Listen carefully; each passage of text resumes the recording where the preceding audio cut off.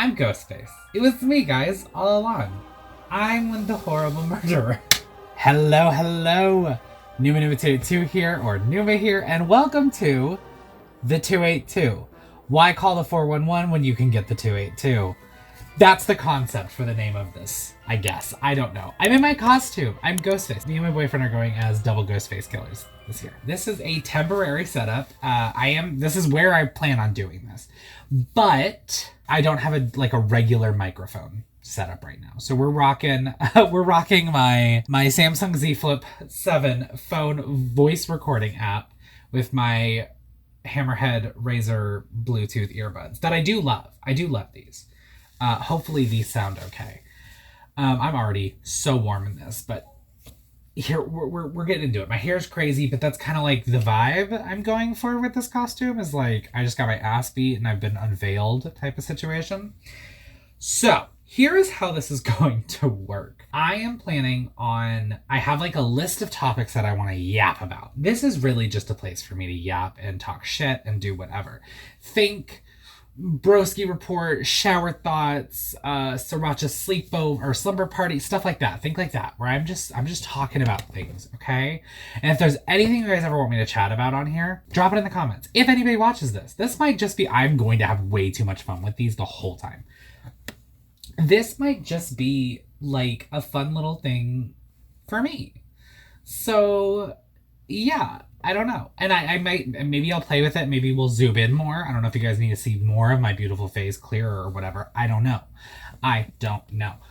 But I really just, this first episode, I wanted to make sure I showed off my bitchin' I was gonna say nap nook. It's supposed to be a reading nook, but I digress. The theme for this episode is October is too much, but so am I. So here we are. I'm really just experimenting with this right now, and these sleeves. Watch out.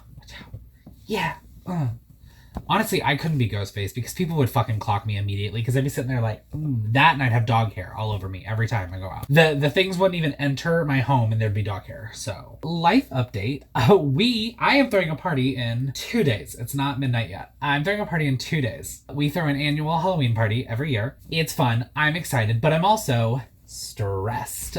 So I financially really overwhelmed myself this month.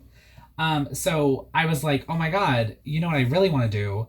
Redecorate the living room. You know when I should really do it? The same month that I am throwing in expensive ass Halloween parties. So that's what I did. Our Halloween parties are fun. It's always honestly just drinking. We have every TV in the house is hooked up to some kind of gaming system. My office upstairs, we usually have as the decompress zone.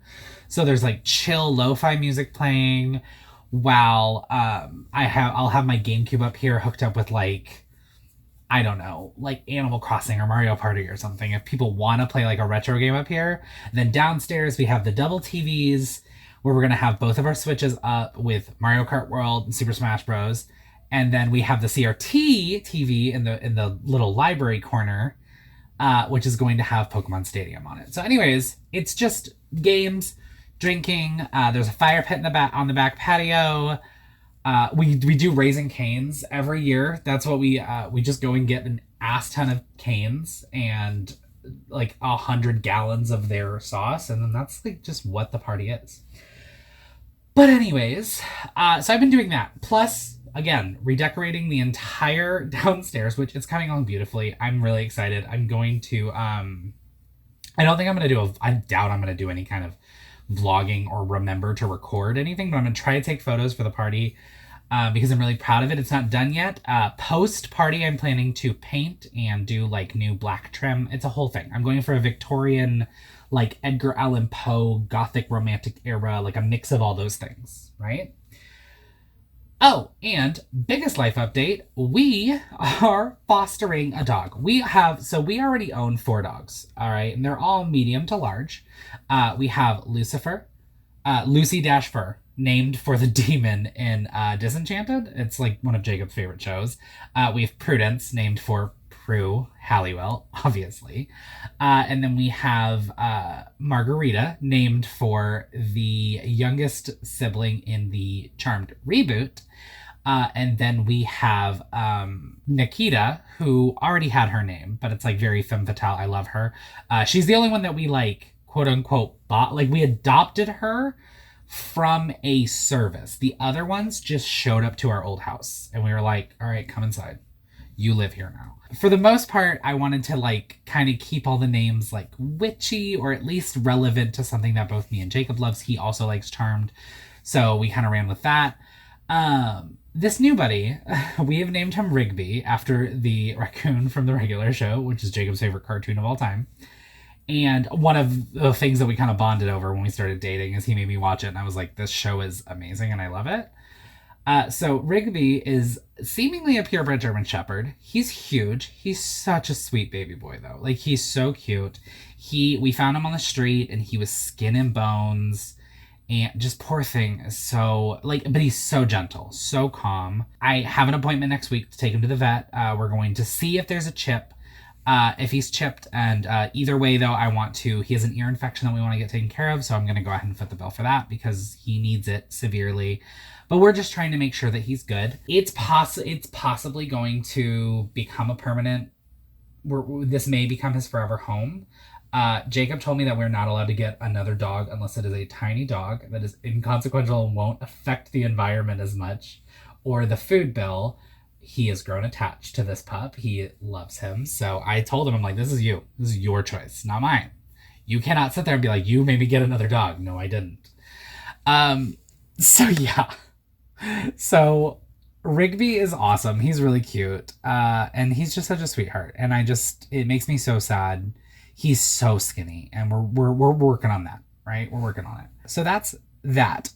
Our house has kind of become like, we're known in our neighborhood for being the rescue house and the reuniting house because we have, I think over the last, I'd say within 2025, we have rescued and reunited, not counting Rigby because we haven't reunited him with anybody. We've rescued and reunited like 8 or 9 dogs. I'm pretty on the pulse when it comes to just like networking, social media, especially local social media networking.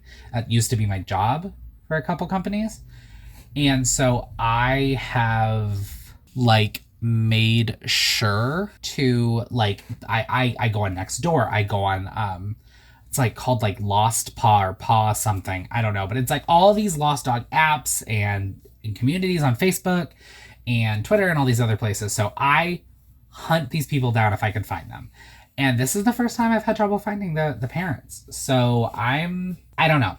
I'm going to be grateful if he stays in our lives. And it's honestly, I haven't really felt much of an adjustment. We've had him for close to a week now, and he just kind of melded into the family really easily. So I don't know if I want this to be like, I don't think I'm going to do a weekly thing because my editor already does so much for me. So I'm thinking this might be like a monthly, like at the end of each month, maybe we'll do like a monthly recap type, not recap, but like just like a monthly download thing where I am sitting there like, talking about like, oh, at the end of November, I'll talk about what happened in November and topics and things.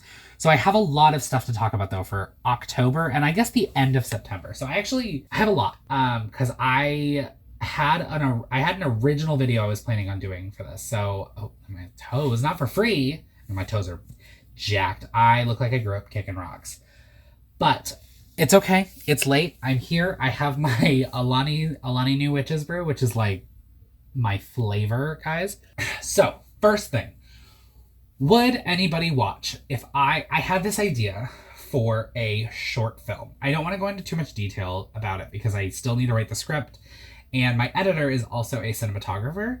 He's actually recorded a couple like student films for people. He's directed. So Andrew is going to be my guy for this. But it's a short horror film. Which, as some of you may know, I love horror. It is my favorite genre of literally anything. I have 2 Silent Hill tattoos because I just adore survival horror games. I adore horror movies. Scream being the progenitor for what started me on that track. But this is actually not a slasher, which I always thought that if I did a film or like a series or something, it'd be slasher based. This one is more a la Smile-esque. But basically, the title of the short film is Everybody's Watching Me. And I really just want to use the film to kind of talk about the fear of being perceived and the fear of never feeling safely alone. So it's a concept, and I'm really excited to run with it. I have a whole idea. It's based off a reoccurring nightmare I've had since I was like a kid. So I'm excited. But let me know if you guys would want to see that. Like, I'm gonna probably do it. I'm obviously gonna post it, but just thoughts on that. Thoughts on short films in general. Actually, does anybody know any good spooky short films? Drop in the comment if you know like a really good like scary ass short film on YouTube. Send it to me. I will watch it. I love that shit, and I'll watch it when it's inappropriate for me to watch it at 1 a.m. with my headphones in bed while I'm crying, trying to go to sleep. Okay, so speaking of film and artistry and whatnot, I was thinking about this the other day. I was like, what shows or like podcasts, YouTube series, like what would I want to be on? Like if this ever took off and I became like an internet personality, I'm already a personality on the internet, but like if I became like that bitch, where would I want to go? So first off, literally anything on Dropout. I do not care what show they want to put me on. They could put me on in the background doing the dishes. I don't care. I want to be on it. But specifically, I think I would kill it and make some noise. I'm a theater kid, guys. If you couldn't tell from every aspect of my personality, I was a theater kid in high school and college. Like, that was my ish, okay? I've done so many fun productions. So, like, musical-wise, I was in Oliver. I played the funeral procession, so I had a solo. Yeah, that was before my voice got fucked. I don't know if it was septum deviation or what, or just puberty mixed with that, but I used to have a beautiful, like, lower register baritone, maybe even bass to some people, voice, and now I sound like a botched Fran Drescher from The Nanny. So, some people still say they like my singing voice. I don't know if they're just being nice to me, but I digress. So I was a theater kid. I think I would kill it on Make Some Noise, though. Okay, like I said, I did Oliver, I did Shrek the Musical, and then like non-musical plays, I did Our Town. Ugh, that was dull. I've done Shakespeare shit. I've done what was the one? My favorite one. My two favorite productions I've done were Tangent. This is just gonna be me going on 100 tangents, so be ready for that and talking so fast. I'm so sorry. But if you watch like the Broski Report, you'll feel right at home. This is just the vibes, okay? So, okay, two favorite productions I've ever done. I did my sophomore year of high school. Was it my sophomore year? I think it was my sophomore year. We did a stage production of Night of the Living Dead. I got the lead. Oh, I got the lead. It was my first leading role. And I played Ben. I think it was Ben. Yeah, the main guy. I will also address, I am from a very small farm town. I am a quarter Filipino, okay? I don't look it. I do not look like I'm part Filipino. I don't. My father is whiter than Christmas morning, so it hits. I always joke that I was the drop of color in that town. For the longest time, the amount of horrific comments I received from my peers, my classmates, about me. Well, first of all, for the longest time, they all just assumed I was Hispanic. I don't know if I looked Hispanic as a kid. I think I looked like a tiny Chinese child. Very John Mulaney-esque. But a lot of people, or maybe they saw my brown Lola, my grandmother. Maybe they saw my brown grandmother and were like, brown. And then my mom does look vaguely Hispanic, which I feel like that's a curse of mixed Filipino women. They can come on, like one of my cousins is mixed, and everybody just assumes she speaks Spanish. But I digress about many things. So anyways, yes, I played the main guy, and he is traditionally African American. He should have been, but we didn't have that option, I guess.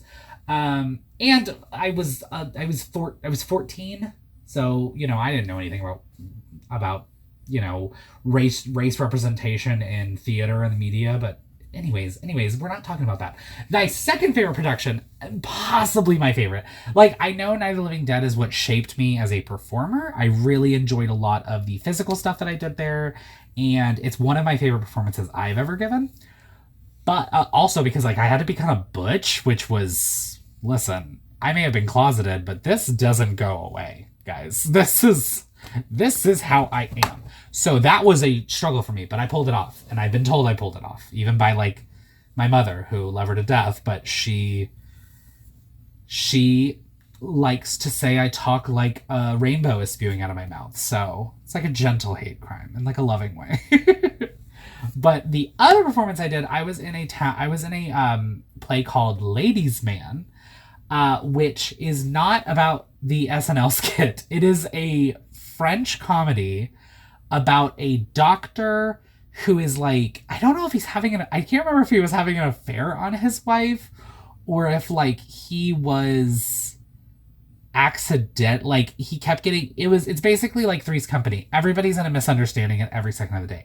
I played Bassinet, Bassinet, who is a bumbling idiot. I was the comedic, like that was my role, was the like, I was the physical gag guy. And so I was Bassinet, but my character has a lisp, so I was Baphomet. And outside of that, my whole shtick, we decided we wanted my character to be just like overtly clumsy because I was clumsy. And it worked. I want to say our phenomenal director, my old drama coach and English teacher, Amanda Fox, love you to death.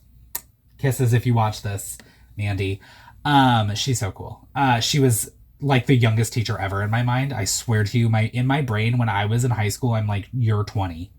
You're also here. My mom literally thought she was a student, but I digress. She still looks that way. You look great, Amanda. Just, yeah. I think I like fell during like one of the early rehearsals, like when we were doing like line reads on stage, when we were practicing blocking, and she's like, whoa. She got like, it was like a brain blast. She was like, whoa, hold up. This is the moment. And I was like, okay. So we stuck with it, right? So that's what we did. So yeah, Bassinet is probably one of my favorite characters I've ever played, portrayed. And it was just so fun. I broke my pinky during our final night on night on stage, which, as I don't know if this is, because I only ever did theater in my hometown. I don't know if this is huge, but our final night, we always tried to we would always improvise a lot more on the final night. And like sometimes we would try to make the other, like our co-stars break, which was so fun. It was such a fun, like obviously we were kids, but like people in the audience also seemed to enjoy it. So it was something that Amanda let us do on our final night, and she would encourage it. And it led to a lot of really good, like large physical gags, but I slid through. So there's a scene where I dump a bedpan on the doctor, who was played by one of my old friends, Carlos. I dump a bedpan on him. And then while we're trying to get, like, he's trying to get the bedpan away from me, I'm like weirdly attached to it for some reason in the scene. And he lets go and I smoke myself in the face. And then something happens and I have to run to the other side of the stage and go out a door. So I did that, but I slid on the water, the fake pee, and I slid through the doorway. And then and I tried to like catch my grip, and as the door closed, it closed on my pinky. I shit you not, my pinky was sideways. And I remember I was adrenaline rush. Anybody who's done theater, especially like big theater, like not big theater, but like physical theater and like in a larger role, who's going on stage nonstop, there was a moment where Miss Fox, good old Amanda, she was like, oh my God, I was like, is it bad? And she was like, whoa. I remember this was like one of the first times I think I ever heard her curse, and she was like, shit, what do we do? And I was like, she's like, do we have to hold, we don't do understudies here. We're a small school. We didn't have understudies. She's like, what do we do? And I remember, I don't even remember most of this. She had to retell this to me, but I was like, but it's the show, it must go on and stuff. She said, what? And I snapped it back into place and ran back on stage to do the next scene. I did not fully register what I did to my hand until the following day, when one of my childhood friends' moms, one of my mom's best friends, Marge, had to come and get me because I passed out when I bumped my finger. And like, I remember I looked down and then like, I think it was my friend Olivia was next to me and she looked at my hand and she was like, dude, that's purple. My pinky was like, it was grotesque. It was body horror. And I like damn near passed out. And so my mom was at work and she worked far away and Marge worked from home. So she came and got me. And I just remember like, Miss Fox told me, she's like, you snapped it back into place and ran back on. I came out to my English teacher. Whoa, I know. Whoa, everybody. Whoa, never before seen, never before heard of. The queer kid loved the English teacher. That's crazy. I remember she said that is the butchest thing I've ever witnessed you do. And it's one of my like key memories growing up. And it's something that weirdly made me love theater more. I want to get back into acting, man. I miss acting. Yapping is one thing, but acting, that's yapping. That's yapping with a plan. Anyways, back to the original topic, dropout shows I would love to be on. So make some noise because I think I could be good at improv games. That's where that led, by the way. Holy shit. Game Changer. Duh. That's like the quintessential, like, oh my god, yeah. Dirty Laundry I think would be really fun. I love to get drunk and I love to talk shit and I love to lie. Oh my god, lying is so fun. Not that I ever lie to you guys. I don't. So Dirty Laundry would be really cool. I'm actually, as a fucking nerd, oh my god, as a nerd and a geek and an idiot, I do kill. When I play along at home, it's not like Jeopardy where I pretend that I figured out the answers to make myself feel better, or like when I do a crossword and I Google it. I genuinely wreck shit in that game, man. I am so good. I would kill it on them, actually. Obviously, Dimension 20. Duh. Like, I'm a D&D nerd. I play D&D every other week. Or actually, I play D&D every week because I have an online group that I play with. I have some of the funnest characters I've ever made. Like, obviously, I have my self-insert, Coronicus of House Numa. He is a royal bard. And you know what? I'll give you guys a taste of this. So, Coronicus, or Coro for short, he is my like biggest character I've ever done. Longest running campaign I've ever been a part of. Currently still going. He is it was revealed that he is a changeling. I am a fey creature. I'm a changeling that was swapped with the baby of a royal when I was a baby, like when I was also a baby. I was swapped out and I didn't discover it till my 16th birthday when there was an attempt on my parents' lives, my adoptive parents' lives. And it like something in the moment activated my fey magic and I accidentally killed the attackers and my parents. The only person who witnessed it was my Aunt Evian, who took over the chair when my parents passed. She didn't want to. She was a fey expert. That's how she's the one who figures out that my character is a changeling and kind of teaches me, because I'm a bard, but I've had moments where I was a step in. I was a step in a couple levels into sorcerer for a little while, with like wild magic, specifically fey wild magic. And then like we kind of phased that out of my character. My DM's awesome. My DM Sarah, she's very good about like, rule of cool is huge for her, and then she loves a storytelling moment. So like if you want to completely change what your character is or who they are, if you want to change a level you put in, like I put in 2 or 3 levels into sorcerer, I pulled that out and put that back into bard, and she let me because it made sense for the story. Another character I'm playing right now who I love, he is Zell. I can't think of his name, but he goes by Zell is his nickname. All of my characters have nicknames, but he goes by Zell. He is an Asimir, who actually he's half Asimir, half Tiefling. And the way that we kind of formatted this was my character is I have 7 levels into cleric and 8 levels into warlock. My deity is my mother, and my father is my warlock, like my pact, the pact holder.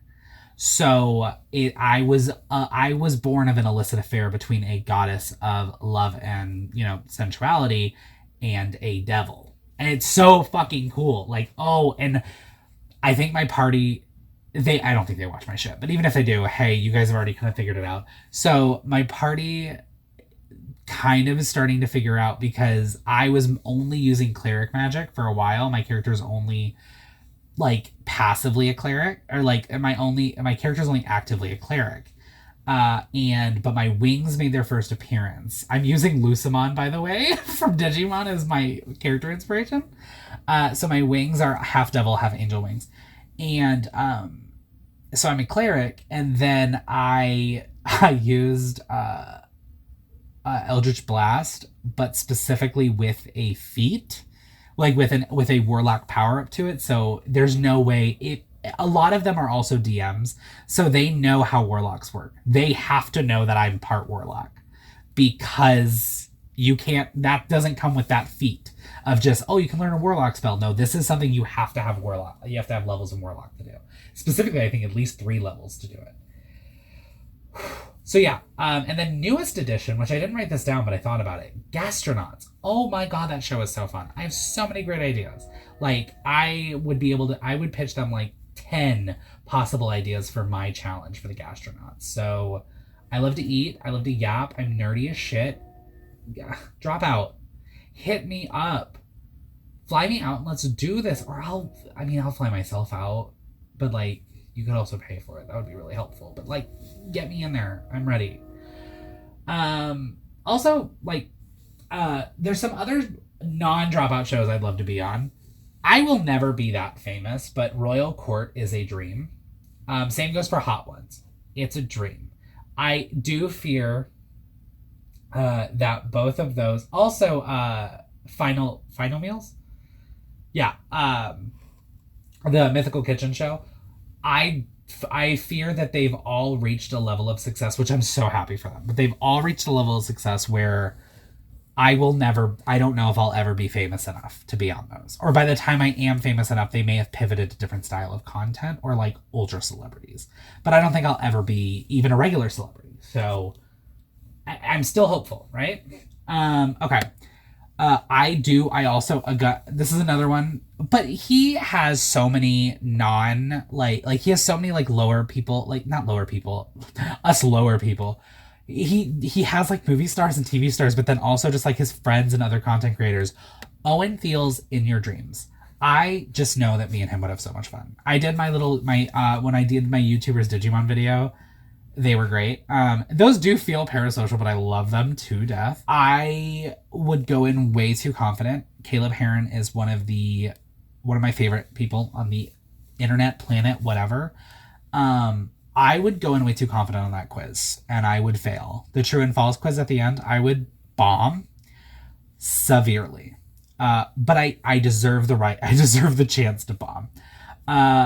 John Marco's podcast, I cannot think of the name of it. I have alerts for it. I watch it all the time. I would be too, I think I would almost be too nervous though, because he is so hot and straight and unattainable, which just adds to it, unfortunately. 2 hot takes. I think that I'd have so much fun on 2 hot takes. I love listening to Reddit stories. I think I'd do really fun. Speaking of Reddit stories, I would also have fun with like Smosh. So I wouldn't mind doing like their Reddit segment. I would like to do Try Not to Laugh, but I would be too afraid that they wouldn't laugh. Like that really, it's like make some noise, but with the added pressure of it's gamified to where they have to break, and I'm just afraid that I wouldn't be able to make them break. And then Smosh games. Let me do what is it? Parlor games? Becca's series on Dropout. I would love to be on that as well. Just people, I could do stuff. I'll fly to Los Angeles. Just let me come and be on your shows. I want to have fun. Okay, I want to be famous. Okay, so I'm actually starting to play so we're gonna pivot again, right? I'm starting to play the Digimon TCG again. I just built like 12 or 13 decks. I am a big fan of playing themed decks. I don't do meta decks unless they happen by mistake. So, like, you'll hear other people like, oh, I'm doing a Metal Garurumon deck, or oh, I'm doing a Bond of Courage deck, or a War Greymon deck. No, not me. I am doing a Toy Town themed deck where all my cards, all the Digimon in my arsenal are puppet Digimon or look like they belong to Toy Town. I have like a bunch of, like, I have like a mermaid themed deck. I do have an Eosmon deck. That is my brutal deck. I wreck shit with that deck, and even with things that have come out to counter it, if you're not specifically prepared for it, I can really ruin you if I get my right draws. But that's any deck. And then I have a Lifesaver deck, which is it's my extra mean deck. With Eosmon, it's just there's constant Eosmon. You never know when it's going to end. With my Lifesaver deck, y'all, there was one time where I had 12 security cards. You start with like 5 or 6, and then you're supposed to lose them. I kept gaining them. And it got to the point to where I was honestly at risk of decking out because so many of my cards just went to my security. And the other guy forfeited because he was like, I just can't do this anymore. I was like, that's fair, but I win. So yeah, so I'm getting really back into that. I've been playing DCGO a lot. I'm really excited for Digimon Alasion. But yeah, so I'm really excited for that. I'm not caught up on Digimon Beat Break. I need to do that. Maybe no, because I have to read subtitles when I do it. So post party, I'll just watch whatever's out. I'll wait for the next episode to come out and I'll watch all that's out then. I've only seen episode 1. It's really good though. So video game news. Silent Hill F absorbed me. I did my Digimon Silent Hill F video, so I talked about this already, but I got all 5 endings. I played that game over and over again nonstop till I got it all. There are only 2 achievements I don't have. One of them is bugged, and it's the achievement to get Sakuko's diary entries because the last diary entry never spawned. So I need to actually go back down there at some point. I have a save set right before we're supposed to get that diary entry, so I really need to see if they've fixed that yet. And then I have not beaten the game on Lost in the Fog combat difficulty. I got to Rinko's fight, and that shit sucked. No, I beat Rinko's fight. Who was I stuck on? I was stuck on a boss fight. But who was it? Either way, I got my shit wrecked. So, but I loved it. Hinako is probably my all-time favorite Silent Hill protagonist. Heather, move out of the way. Hinako's here. You're 2 bad bitches, so you guys can hang out together, obviously. But that's where we're at with that. I started my... Okay. So I have a lot of stuff here. No, I have more things. So, okay. I started a Charm rewatch. Me and Jacob, I rewatch it once a year. He's rewatching it with me this year because he's never fully seen the series. We just started season 3. I have some things, okay? First off, on the side, because I can't watch it without him, I rewatched the reboot, the 2018 Charmed. Here's my hot take.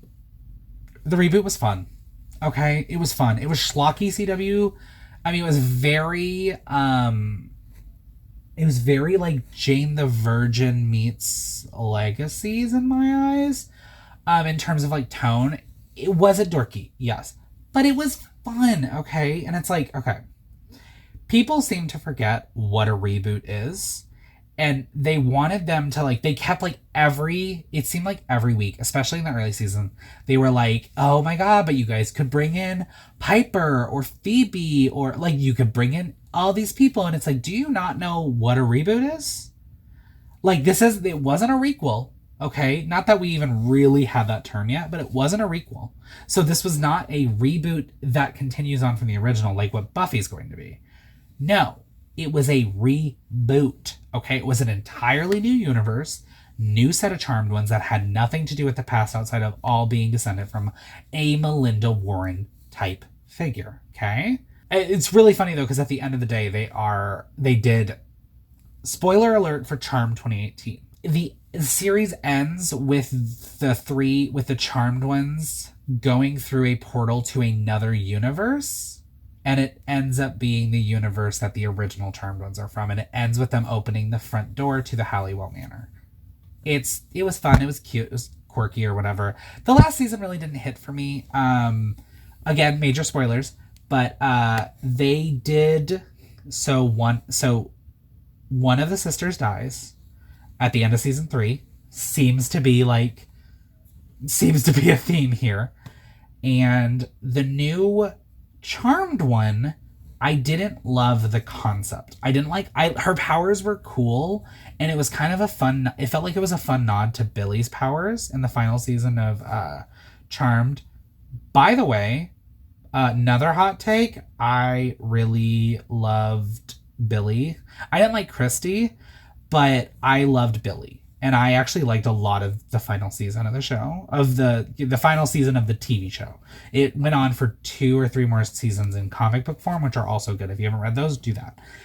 But the last character, Kayla, who's revealed to be Michaela, only has her powers and is a charmed one because she got stem cells from Macy during a cancer research thing. And those stem cells basically cured her cancer, and then in turn made her, I guess when the character Macy died, the magic kind of activated within her. So that's like the only thing. It's a cool concept. It does kind of help play into like their melding of science and magic in the show. Which, by the way, a lot of people bitched about them mixing science and magic, but lest I remind you that the way Piper's specifically powers worked was a very scientific way. She didn't freeze time. She manipulated things on a molecular level, which is not a very magical sounding thing. So I've never had an issue with that personally. But yeah, it was a fun show. It wasn't a great show, but it was a fun show. You know, they had the same themes, but it new characters, and hey, it was diverse. All right, I love Charmed with all my heart. Holy hell, that show could have used more color than just poor Daryl. Man, Daryl, I swear, that man, those white women had Daryl on the verge of a MenTV every damn episode, and he's a hero for that, okay? More hot takes, okay? More hot takes here, right? That's what we're doing. More hot takes. Piper should have ended up with Dan. I did not like Leo. I liked Leo at first, but he became very problematic as the time went on. Not just because, he's known her since she was a child. That's very icky to me. Like, literally so gross. But also, B, maybe there's a reason, like they always talked about how like they didn't want white lighters and witches to get together because it would interfere with their job, and they proved time and time again it did interfere with his job. He prioritized one sister over the other two when he was supposed to be the charmed one's white lighter. And yeah, and then people have to bring up, oh, but when Dan found out about magic, he was so harsh and upset with Piper. Dan was forced under a genie's botched wish to age like 70 years within a span of minutes. And then the moment it was undone and he went to Piper's aid, a flying dragon warlock spat fire in his face. He would have probably been chill if he was exposed to it the way that Piper should have done it. She should have told him about it.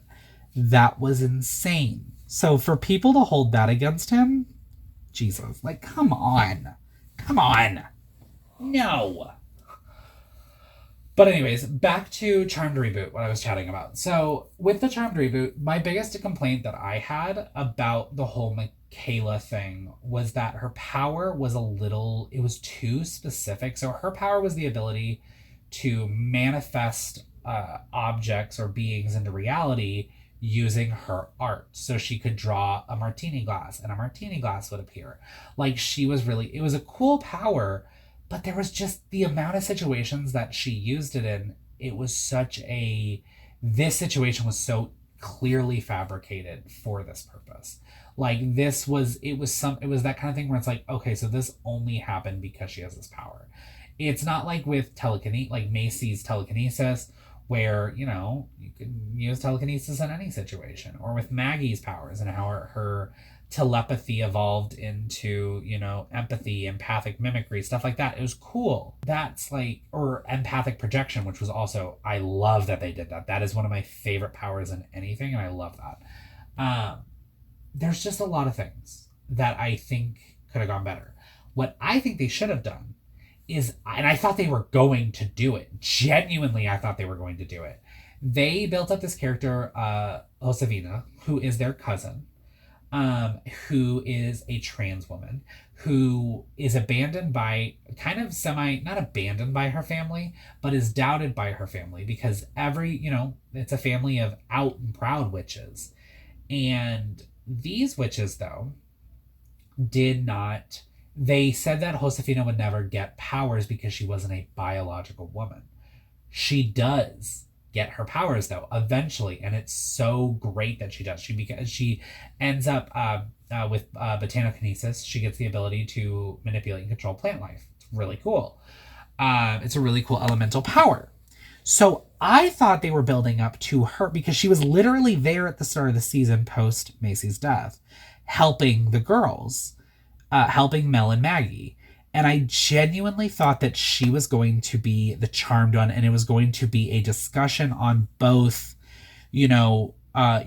her identity as a woman and never letting that, break it down, and then also what it means to be sisters, and how the familial bonds don't necessarily have to be of sisterhood can come from more than just that. And yes, we kind of got that theme with Michaela, where she kind of sees them as her sisters by the end of the season. And even though it's, revealed that she's not actually related to them in any way, shape, or form, she stays around because she's like, well, it doesn't matter. Like, that's just what that says. I really love the concept of a charmed one's with an adoptive sister, and it's they learn that she's adopted, but it's because blood is not as important when it comes to blood is not a key factor when it comes to family. And I think that's such a great idea. It also is a cool message about found family. And I think with Josefina, we could have really gotten such a great story there. And she was already there. She was already a part of the group. I think that would have still worked really well. But they didn't go that route. And it was okay. Again, I actually did really love Michaela's character. It was kind of fun seeing, it was similar to a Paige situation where, Maggie being the youngest, she had to kind of take over the middle sister vibe. Though, my least favorite character in the entire Charmed 2020 reboot, and this is no tear shade to the actress, Melanie Vera is the worst person. She is the worst character in that show. That woman is the most selfish, maniacal sister. She is so egotistical. She's self-righteous to a point of holy shit. To the point where it's I'm the friend that's too woke, regularly. I am that tree-hugging liberal. There were moments where she would say something and I was like, holy shit, let's relax. It is not that deep. My God. It felt like she was virtue signaling all the time. It was crazy. But I like that her power was based on time control instead. Speaking of powers, we're going on a Charmed reboot tangent. No, I'm not. I'm not sorry at all. So speaking of powers, they mastered their powers within their first set of powers within the first episode. What? Melanie figured out how to trigger the time control power, the time stopping power, and then also figured out how to unfreeze time. That took Piper almost an entire season to master how to unfreeze time. Her power was OP. Okay. she, her power, letting her freeze like, because she literally froze time. It wasn't time in an area. It was the entirety of time was frozen, right? I don't love that. I do not like that. I don't like how it was handled. I'm okay with her powers being, but I wish they did something more with her powers. Because like, since like my biggest thing is, okay, with Mel, if your power is time control, and then they went on to change it to molecular manipulation in a different way where she was able to freeze and heat things up, which was cool. Because they did the weird power switch after the first season, which I hated because their original powers were basically gone. Macy got pyrokinesis, which we learned was a part of, her having demon blood or something. Melanie obtained the ability to slow down or speed up molecules to both freeze and heat things up. And then Maggie got premonition, the power of premonition. And then eventually she also got the power of empathy projection. But they kind of just, I don't think she ever got her telepathy back, which was so dumb to me. Like, it was the one really unique aspect of the reboot in the start was that they wanted the youngest sister to not have premonitions. They didn't want her to be a precog. I was okay with her getting that ability later on, but I liked the telepathy thing because, as we now know from the comics and the original Charmed, Phoebe's actual, primary power was her empathic intuition. Her other powers were all manifestations of her empathy. And I think that that's something that, A, I wish they delved on more before the show ended, but I do love what they did with it in the comics. And B, I thought that's what the reboot was going to do. They even had a section where she blasted somebody away with a raw concentration of her empathic, emotional energy. And then they only did that one other time. So I didn't like that. That did upset me, genuinely. I did not like the white lighter lore. I didn't... Okay, let me restate that. I didn't hate the white lighter lore in that one. I hate that we did an orb. They got rid of orbs. And they went for a more Harry Potter-esque, apparition. And I didn't care for that. I do like that the elders were witches. I think that was nice. That was a nice change. That the elders themselves were witches. They weren't white lighters. They weren't none of that stuff. They were witches. Which, to me, if you have a society based around protecting and guiding witches, yes, witches should be in charge. But yeah, so that's my thoughts on the Charmed reboot, guys. I don't know. It's October. It's Halloween season. I feel like it's the right time to talk about it. So yeah, I'm on season 3 right now, and even though we both know what's going to happen to Prue's character, I'm just not ready for it. But I do love Paige, so woo! Alright, so I have a couple things. Oops, Nintendo shill here. I'm collecting amiibos again. I've spent an ungodly amount on amiibos over the last couple months, which is kind of what also helped screw me financially. But whatever, we're working on it, right? Pokemon ZA. Hey, I love it. Genuinely, the fashion is so good. The gameplay is so much fun. This is one of the coolest change-ups to the battle mechanic we've ever gotten. It is something I hope that the Pokemon Legends series continues with.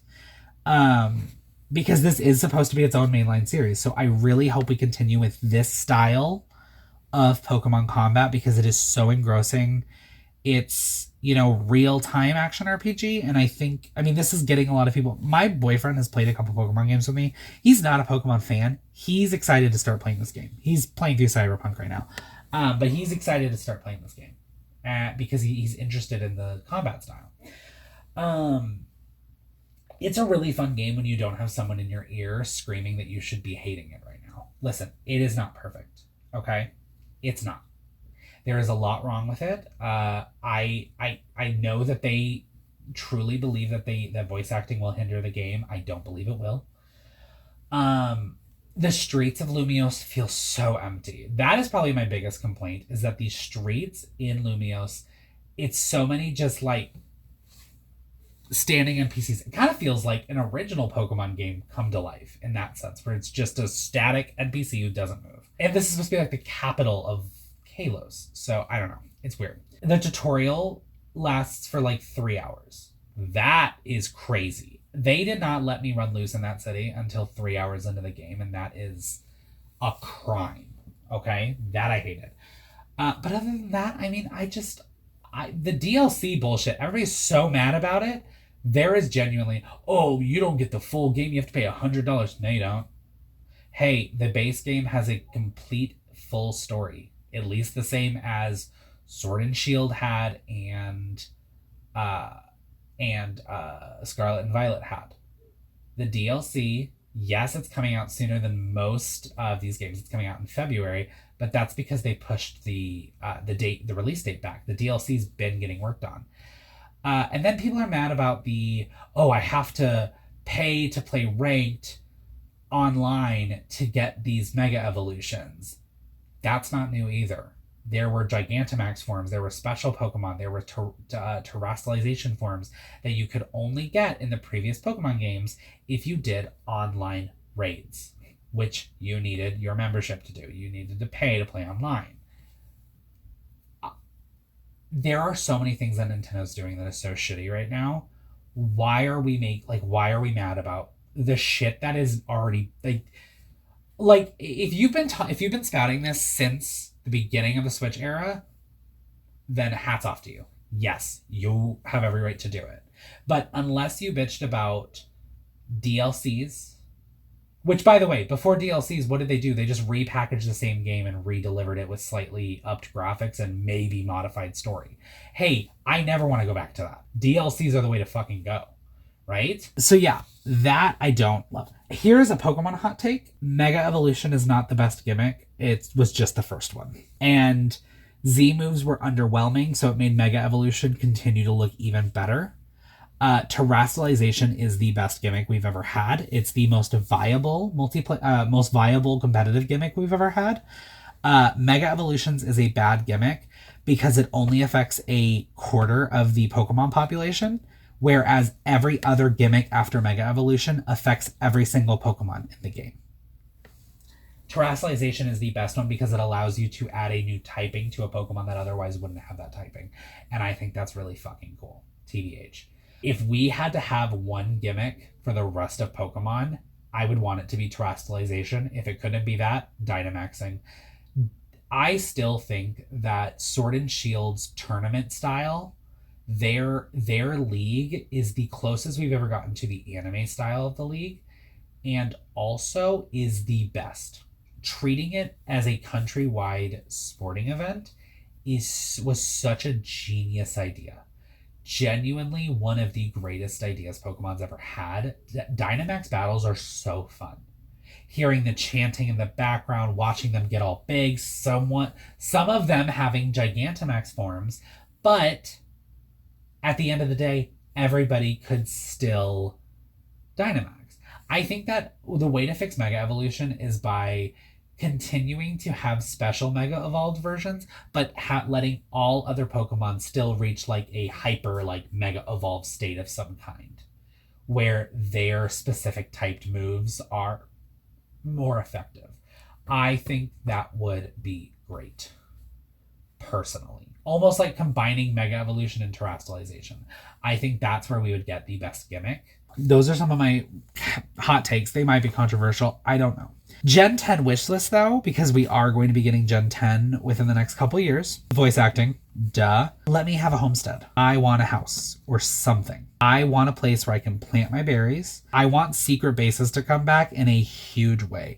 Secret bases were one of the coolest mechanics ever given, and then they brought it back for Omega Ruby and Alpha Sapphire. Made it amazing. With Diamond and Pearl, we had the underground hidden bases, and then with Brilliant Diamond and Shining Pearl, they butchered my baby. As the one real change they made to Diamond and Pearl, and the underground Pokemon aspect was really cool. That they butchered the secret bases, and I will never forgive them for that. That was truly the biggest heartbreak for me. So yeah, so I want a homestead of some kind. Something I really wanted us to be able to decorate our dorm room and we got multiple dorm rooms, and then we got the club room which you could decorate, which was kind of cool, but it was still very low level decorating. and it wasn't your room. I don't know why you were allowed to change it, but it wasn't. Um, I also I want ride Pokemon. I want a combination of, honestly, I think a combination of like Pokemon, let Pokemon go, Let's Go Pikachu and Eevee, and then Pokemon Legends Arceus was great. Like either have specific like ride Pokemon from like Arceus, or Alola, where it's a specific Pokemon, or have it be like, hey, you can assign Pokemon in your box to be a ride Pokemon specifically. That way you don't have to have them on your team, but like if you have an Aerodactyl, you can fly it around. Like when you go to do the flying, if you don't have it, maybe it's like a standard regional bird Pokemon, but if you do, you can customize which Pokemon you want to bring out. Does that make sense? So that's what I would really love. I don't want, as much as I enjoyed Miraidon and Koraidon, I don't want that again. Okay? I don't want the legendary from the start of the game and not be usable. And I do not want to have to choose between having a ride Pokemon or that Pokemon on my party. Those are not great to me. I didn't love that. I like the concept in theory. I did not like the execution. Level scaling. Holy shit, level scaling. My God. Let us keep the open world concept of Pokemon Scarlet and Violet. Let us tackle everything in the order we want to tackle it in. But let them scale with us, man. Let these gym leaders, based on the amount of gym badges you have, determine what level and how many Pokemon they have. Please. Holy shit, please. And then for the Elite Four, I kind of like the pre-Elite Four tournament that Sword and Shield had. I want them to bring that back. I do like the branching storylines. Contest. Oh my God, bring back Pokemon Contest. That can be its own little like storyline, its own path. You have the gym path, you'll have whatever the story-based path is, and then let me have contests. And then a villain path. Give us 4 paths. I want to play this game forever. Give me that. So that is probably my biggest wish list items for Pokemon. Not that you guys asked, but you didn't ask for any of this. And then last thing I want to talk about, Digimon Story Time Stranger, Digimon My Baby. It is possibly my game of the year, tied with Silent Hill F, but I think I still, my allegiances are there. Also, okay, and this is something I bitched about a lot to a lot of people. I'm torn because it is bringing it to the forefront, and we are getting to hear people talk about Digimon. Stop comparing Digimon and Pokemon. It is a disservice to both series. Even Digimon Story, which has a creature collection-esque based gameplay style, it is not a Pokemon. I mean, it was never a Pokemon clone. Let's be real. It was a V-Pet. It was a Tamagotchi clone made by the people at Tamagotchi for a male-centered Tamagotchi that battled. That is what Digimon started as. The game, though, even Digimon Story, I would compare Digimon Story more to like Persona, or honestly, I would say like Shin Megami. That's probably the biggest thing I would compare is Shin Megami. Which, yes, some people will jokingly say Shin Megami is Pokemon, but with demons. Yes and no, but Digimon is more like Shin Megami than Digimon is like Pokemon. And then, oh my God, you want to talk about like people love to bring up the anime. The only thing they have in common is that there are creatures and they end in Mon. One,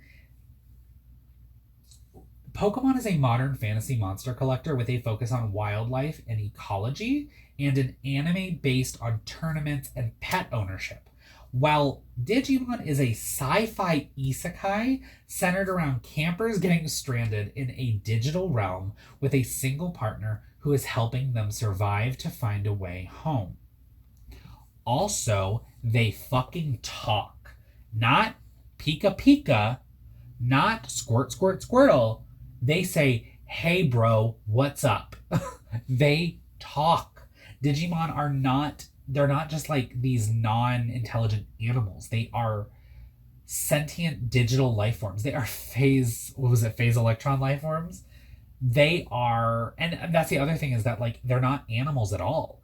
They are data. They are data put together in an not artificial intelligence, maybe kind of, but they are an intelligent life form based on internet and computer data.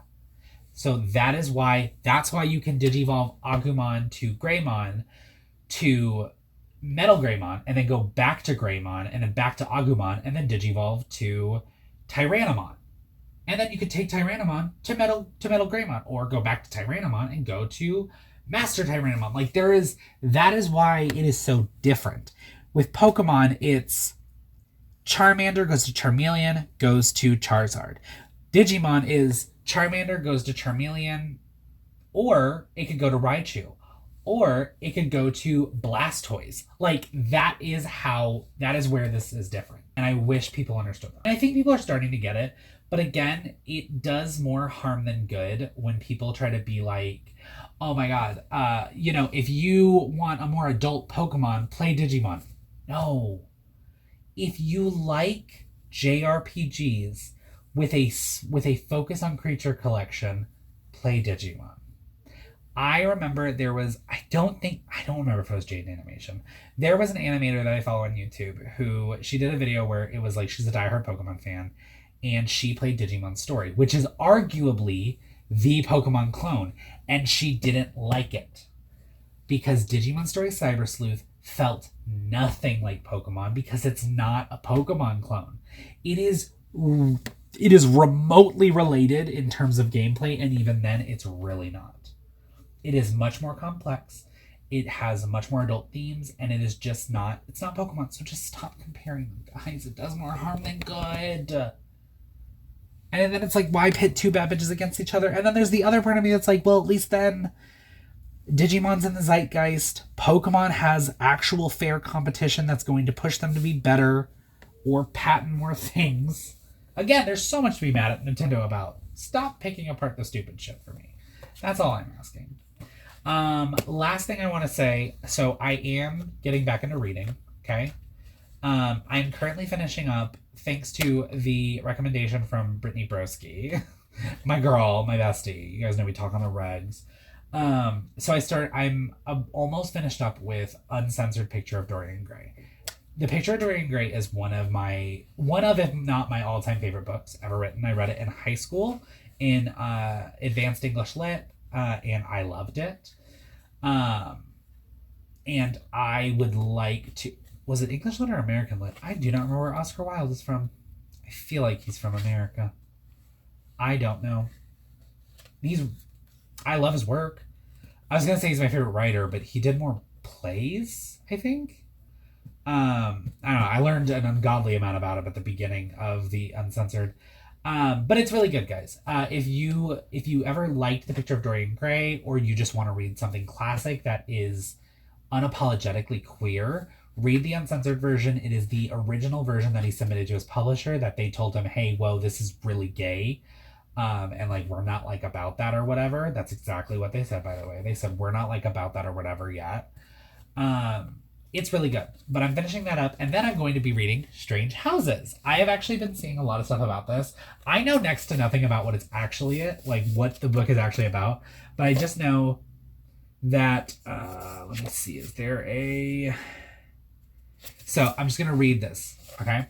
When a writer fascinated by the macabre is approached by an acquaintance, he finds himself investigating an eerie house for sale in Tokyo.